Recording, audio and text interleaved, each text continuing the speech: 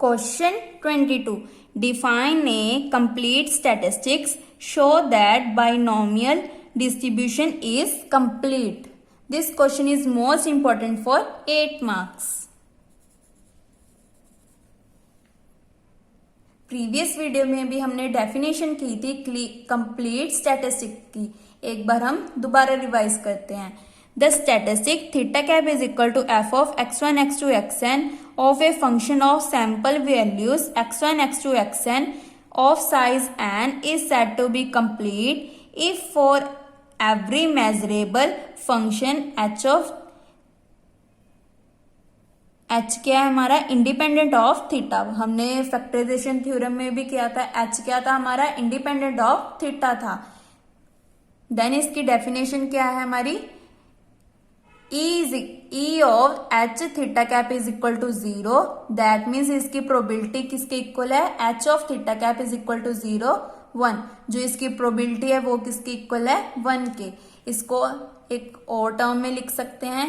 It can be written as integral h of t g of t comma theta D T is equal to 0 या summation h of t g of t comma theta D T is equal to 0. ये दोनों किसके इक्वल हैं h of theta cap is equal to 0 almost surely. So complete statistic हम तब कहेंगे अगर उसकी प्रोबेबिलिटी किसके इक्वल है 1 के और जो हमारा एक्सपेक्टेड वैल्यू है वो किसके इक्वल होगा 0 के. सो कंप्लीट स्टैटिस्टिक क्या है. The statistic theta cap is equal to F of x1 x2 xn is a function of sample values. Sample values क्या है हमारी x1 x2 xn जिसका साइज क्या है n. उसको हम कंप्लीट तब कहेंगे जब उसकी प्रोबेबिलिटी किसके इक्वल है 1 के और उसकी एक्सपेक्टेड वैल्यू किसके इक्वल है 0 के. और जब दोनों कंडीशंस होल्ड हो जाती हैं तो उसको हम लिख सकते हैं h of theta cap equal to 0 almost surely. Almost surely का मतलब होता है जैसे इसकी वैल्यू आ गई 0.1 देन मतलब उसका क्या है 0 ही है. मीन्स कि उसके नियर अबाउट किसके 0 के near. Where g of t comma theta is a PDF और पीएम ऑफ. पीडीएफ मतलब probability density function probability mass function of t is equal to theta cap. Prove क्या करना है हमने binomial distribution is complete statistics. उसके लिए हमने क्या लिया let the random variable x with PDF और PMF h of x comma theta for all theta belongs to 5. That is h of x comma theta is equal to binomial distribution की PDF क्या होता है NCx p की power x 1 minus p की power n minus x where x lies between 0 to n otherwise 0. Now हम क्या लेके चले जो एक्सपेक्टेड वैल्यू है वो किसकी इक्वल है 0 के. दैट मीन्स जो अंदर वाला वेरिएबल है वो भी किसके इक्वल है 0 के. Then we call h of x comma theta upon theta belongs to 5 is complete family of distribution. Main line क्या है हमारी a statistic t of x is said to be complete. t of x को हम complete तब बोलेंगे जब उसकी family of distribution भी क्या होगी कंप्लीट होगी. उसके लिए हमने प्रोसीजर क्या यूज किया लेट कर लिया x similar to b n कॉमा p. ये किसकी नोटेशन है बाइनोमियल डिस्ट्रीब्यूशन की. n मतलब मीन p मतलब नो. यहाँ पे हमने 2 पैरामीटर यूज किए हैं. यहाँ पे मीन और वेरिएबल नहीं है. यहाँ पे बी एन कोमा पी का मतलब क्या है हमारे पास बाइनोमियल में 2 पैरामीटर्स हैं. एक तो है हमारा n और दूसरा क्या है p. वेयर n क्या है हमारा अननोन मीन्स कि n हमें पता नहीं है. n का मतलब ऐसे क्या होता है नेचुरल नंबर जो 1 से स्टार्ट होते हैं 1 2 3 4 5. और इसकी डेफिनेशन क्या होती है नेचुरल नंबर क्या होता है जो काउंटिंग के लिए यूज होता है. काउंटिंग मतलब जैसे हमारे नर्सरी स्कूल के बच्चे हैं जैसे नर्सरी स्कूल के बच्चों को हम काउंटिंग कहाँ से सिखाते हैं 1 2 3 से. सो जो हमारे नेचुरल नंबर्स हैं वो किसके लिए यूज होते हैं काउंटिंग के लिए यूज होते हैं. That means 1 2 3 4 5 and so on. और p की जो रेंज है वो तो हमें पता ही है क्या होती है, 0 to 1।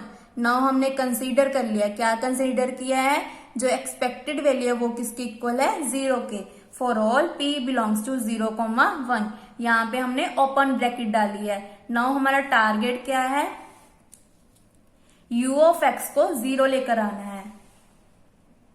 सो इसको हम स्टार्ट करते हैं। यहाँ पे हमने लगा दी definition, summation n equal to x equal to 0 to n ux h of x comma theta. h of x comma theta की वैल्यू क्या थी, NCx p की पावर x 1 माइनस p की पावर n माइनस x। यहाँ पे हम लिख दिया यूजिंग 1, क्योंकि ये हमारी इक्वेशन 1 थी। तो यहाँ पे हमने रीजन दे दिया। हमेशा जो भी आप लिखोगे कंडीशन, उसका रीजन हमेशा देना है, क्योंकि जब चेक करते हैं पेपर तो उनको पता नहीं लगा कि यहाँ पे हमने कौन सी डेफिनेशन यूज किया है, इसीलिए हमने रीजन हमेशा देना है। नाउ नेक्स्ट स्टेप में हमने क्या किया, x वाले एक साइड कर लिए, विदाउट x एक साइड कर लिए। यहाँ पे था -x तो नीचे जान के बन गया +x। नेक्स्ट स्टेप में क्या किया, इन दोनों को कंबाइन कर लिया, p 1 माइनस p की पावर x। और ये टर्म थी हमारी कांस्टेंट, इसको हम राइट हैंड साइड ले आए, ये बन गई हमारी 0 और ये टर्म एज इट इज चल रही है। नेक्स्ट हमने क्या किया, s को ले लिया p 1 माइनस p जो ग्रेटर देन 0 है, और h ऑफ x को ले लिया ux NCx। और h ऑफ x क्या होना चाहिए हमारा, इंडिपेंडेंट ऑफ थीटा। यहाँ पे इंडिपेंडेंट किसके है, थीटा की है, क्योंकि यहाँ पे थीटा नहीं है। मीन्स कि जो h ऑफ x है वो क्या है, इंडिपेंडेंट ऑफ थीटा है। दैट मीन्स जो h ऑफ x है वो किसके इक्वल आ गया, 0 के। For all x is equal to 0 1 2 3 up to n, where h of x हम किसके इक्वल लेकर चले हैं, ux मल्टीप्लाई NCx। इसको हमने यहाँ पे लिख दिया equal to 0। That mean u of x भी किसके इक्वल आ गया, 0 के इक्वल आ गया। यही हमने प्रूव करना था। स्टार्टिंग में टारगेट ही हमारा ये था कि हमने जो u ऑफ x है वो इसको लेके आना है 0 के। पहले हमने कर दिया h ऑफ x को 0, फिर देन क्या कर दिया, u ऑफ x को 0 के इक्वल कर दिया। Since the family of binomial distribution is complete for p belongs to 0,1. So this implies u of x equal to 0, या उसकी प्रोबेबिलिटी किसकी इक्वल आ गई, 1 के, क्योंकि यही हमारी डेफिनेशन थी। जो एक्सपेक्टेड वैल्यू है वो किसकी इक्वल आनी चाहिए, 0 के, बट उसकी प्रोबेबिलिटी किसकी इक्वल आनी चाहिए, 1 के। यही हमारी कंप्लीट स्टैटिस्टिक की डेफिनेशन थी। ये देखो हमने की थी ना पीछे, जो एक्सपेक्टेड वैल्यू है वो 0 के इक्वल आनी चाहिए, प्रोबेबिलिटी 1 के इक्वल आनी चाहिए। तो हमारी जो एक्सपेक्टेड वैल्यू है वो तो हम 0 के इक्वल ले आए, और उसी के साथ हमने रिजल्ट भी प्रूव कर दिया, u of x equal to 0। u of x मतलब इक्वल टू 0 का मतलब क्या है, उसकी प्रोबेबिलिटी क्या है, 1 की इक्वल है। सो हमारा प्रूव हो गया binomial distribution is complete. Thank you.